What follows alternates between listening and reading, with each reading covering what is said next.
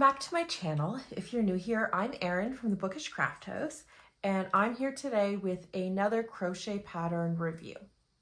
Today's review is for a pretty popular pattern in the crochet community. It's the Della the Duck pattern from Mod Threads. So super excited to share my thoughts on this pattern. This pattern is only available on their Etsy. So I won't be sharing any specific details on the patterns, but just some of my thoughts, how I felt working on the project, some tips and tricks from when I worked this project up, and just in general, overall, how I would rate this pattern. Let's get into it. This pattern is, like I said, a very popular pattern in the crochet community. It is available on Etsy. I will link it down below for those interested. It is for a snuggler duck pattern. So when I say a snuggler, it means that the body of the plushie is not actually stuffed, it's just the head. So it makes a really nice snuggly toy for kids and young children. One thing I really like about this pattern is the eyes are embroidered. So this makes a great baby gift or toddler gift. So one call out before we really get into it is this pattern does recommend using the yarn under method. So if this is not a method that you're familiar with, if you do use the yarn over method, that's just a call out. The pattern does have great instructions, and there is a little instruction on how to do the yarn under method. As well, if you do prefer the yarn over method, the project does still work with the yarn over method. I personally prefer the yarn over method. It's what I've always used. It's just kind of my default. And I find when I'm trying to yarn under, there's a lot more concentration and focus to make sure that I am yarning under instead of yarning over. So my Della duck that I'm going to share with you is actually completed with the yarn over method. It does create a little bit of a bigger plushie when you're yarning over versus yarning under because those stitches aren't quite as tight. There might be some differences there, but nothing major that jeopardizes the integrity of the plushie and how the final product comes out. So one thing I really love about this pattern is it is a lot of information up front. It starts with listing out all the materials that you're going to need, including the yardage for the yarn, which I find super helpful. It helps me know how much yarn I'm going to need. Do I have enough yarn in my yarn stash? Do I need to go buy some new yarn? Helps me pick which colors to use based on my inventory. So I really liked that up front. This project does call for more of a blanket yarn, a thicker plush yarn. Two of the suggested yarn types are the Bernat Blanket, and I believe the other one is Premier Basic Chenille. So those are the two suggested yarn types. It is 3 different hook sizes that you're going to need for this project. So one is a 7mm, one is an 8mm, and one is a 4mm. Now I do not have a 7mm hook in my collection right now, so I had to use a 6mm. And all 3 of the hooks I used for this project are the clover hooks. So I have my 8mm here. This is a plastic clover hook. 6.5mm, as I mentioned, also a plastic hook. And then my 4mm is also clover, but this one is the aluminum. So these are the 3 hooks that I used. As you work up this pattern, you will need these 3 different hook sizes to achieve the look of this pattern. So as I mentioned, for yarn, you're going to need a blanket type of yarn. So I used Bernat Blanket. I used the color Misty Green, I believe it's called, for the body. And then for the beak and the legs, I went with this kind of golden yellow. This is the mustard color in Bernat Blanket. I really love this color. It's one of my go-tos, and I just thought it would make great accents for this duck. So in addition to needing 2 different colors of a blanket yarn, you're also going to need an acrylic yarn. And I don't have the full skein here with me, but I did use the Loops and Threads Soft Classic Acrylic. This is one of my favorite acrylics, my go-to. It's a 4 medium weight yarn, and the color that I used is the mauve, and this is used to make the headband of the duck. So the 2 blanket yarns are used for the body and the beak and the legs, while the acrylic yarn is used for the headband that goes on the head. I would say the headband could be optional if it's not really your style or your taste. You don't have to put it on. To me, the pattern didn't really seem complete without it. but I've seen people also put bonnets or just little flowers on the head, kind of change it up, make it a little different. So there are many options for what you can put there. So this is my Della duck. I created this pattern maybe about a month ago now, and I've brought it to a few of my markets, and it's always super eye-catching. Hasn't sold yet, but I'm not really sure I wanted her to sell because I really want to keep her for myself. I just think she's so cute. She's so snuggly. She's so soft. These Bernat skeins were actually, I always make sure when I buy my Bernat skeins to buy the ones that are really soft and plush. I know that sometimes the older skeins of Bernat can be a little more coarse, harder to work with. So this is the newer skeins, and it came out so soft, so plush. I just love it. So one thing I want to call out is the pattern should be completed in the order in which it's presented. So this pattern is worked up, the head and the body together, they're one piece, and then the wings are separate and the feet are separate, while the beak is surface crocheted and the headband obviously is separate. I can actually just take this off completely if I want to. I feel like my plushie looks bald when I do that, and of course now I can't get the headband back on nicely, but I like it with the headband or some type of headwear. I just think it gives it a little more personality. As I was saying, you should complete the pattern in order because of the way that the pattern works up, and when the order in which you attach the extremities, you want to make sure that they're ready in time. One thing I will say is the feet and the arms, or the wings, they are sewn on. I do not like sewing.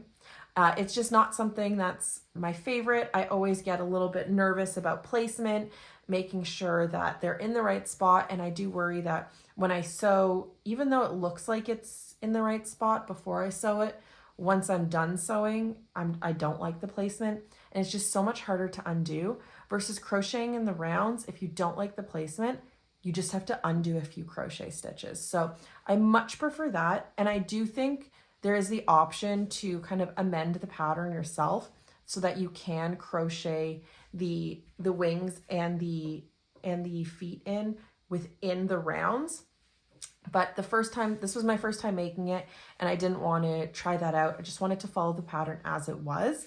Still super easy to follow, super easy to understand where to attach the extremities. I just would have preferred to have worked them up in the rounds. So as I mentioned, this headband is made separately. This is not sewn on in any way, shape, or form. So this is the last piece. And like I said, if you want to make this different, if you want to do a different headband, if you want to do a bonnet, if you want to do flowers, whatever you want to do, that's really a great way to customize this project. And I'd love to see some of the things you guys have done with your Della ducks that have maybe customized it or personalized it a little more. Feel free to put a comment below, share some ideas that you might have or things that you've actually made with this pattern. I have to say, this pattern worked up way faster than I was expecting. As you can see, this is a pretty big plushie. So I was really concerned about the time and effort it would take to make this. But once I started, I could quickly see the head worked up really quick, and the body as well.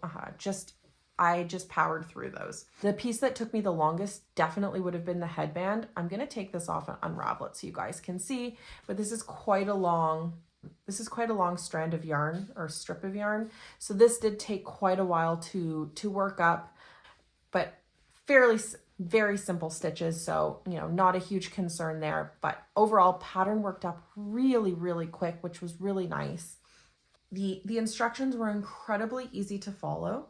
Again, only thing I want to call out, I would have loved for these to be worked up in the round, but other than that, instruction was really easy to follow, really aesthetically pleasing, laid out really nice. While the pattern does call out 2 suggested yarn types, the Premier Basic Chenille and the Bernat Blanket, I really think there are so many different yarns that you could work this project up in, and it would come out cute every time. The only one I would be a little hesitant to work with is an acrylic, maybe. Just given that this is a snuggler, it should be soft, it should be snuggly. The acrylic yarn might take away from that. So I will show you, I am working on my second Della duck. He's not finished, but you can see size-wise, this one is a fraction of the size. I am using the Premier Just Chenille yarn here. I buy this from my local Dollar Tree. It's the shade Rain. I love this color. It's very similar. I realized that after that I'm actually making the duck in pretty much the same colors, just different yarns, but I really love how this yarn, how it feels. It's so soft, it's so velvety smooth, but it is a much thinner yarn.